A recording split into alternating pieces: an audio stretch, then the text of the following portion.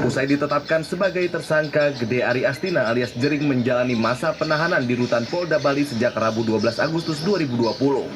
Melalui kuasa hukumnya, Jering berencana mengajukan penangguhan penahanan. Orang tua dan istri Jering menjadi penjamin penangguhan penahanan. Keluarga berharap pengajuan ini diterima oleh polisi dengan alasan selama pemeriksaan Jering cukup bersikap kooperatif. Tapi kemudian selebihnya ya adalah berupaya untuk kemudian memenuhi proses-proses hukum sebaik-baiknya gitu. Dan istri saya, ponakan saya pasti mendukung. Karena dasar kami mendukung apa? Kami warga negara nggak taat pada hukum. Mudah-mudahan hukum itu berjalan dengan jujur kan gimana. Pihak kepolisian pun mempersilahkan Jering dan kuasa hukumnya untuk mengajukan penangguhan penahanan. Itu haknya lah. Jikalau nanti ada penangguhan penahanan gimana Dan? Ya nanti akan kita coba lihat dulu. Tapi yang jelas hari ini kan kita tahan.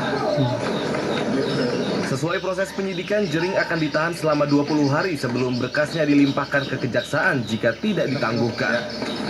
Penetapan Jering sebagai tersangka berdasarkan gelar perkara yang dilakukan penyidik dan keterangan sejumlah saksi.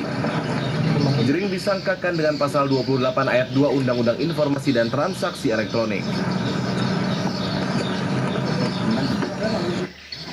Kita melanda sebuah rumah makan di Karawang, Jawa Barat. Selengkapnya kami hadirkan dalam kilas update berikut. Kita lihat dari Jawa Barat, ada 1 orang tewas akibat warung yang terbakar, 1 orang tewas dan 2 korban lain terluka setelah sebuah warung makan nasi Padang di Karawang, Jawa Barat terbakar pada Jumat malam. 2 unit mobil pemadam kebakaran dikerahkan untuk memadamkan api.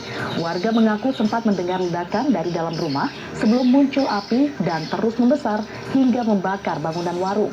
Selain itu, pemirsa, 1 unit sepeda motor dan sepeda ludes terbakar.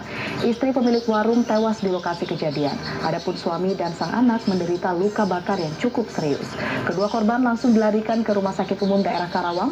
Penyebab kebakaran masih diselidiki Polsek Teluk Jambe Timur.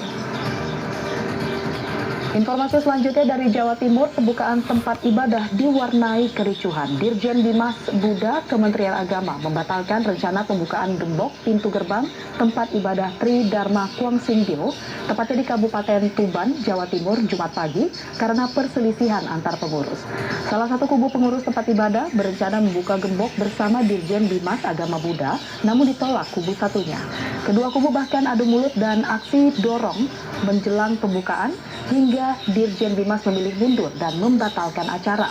Penggembokan tempat ibadah ini sangat disayangkan Dirjen Bimas Buddha Kementerian Agama Republik Indonesia.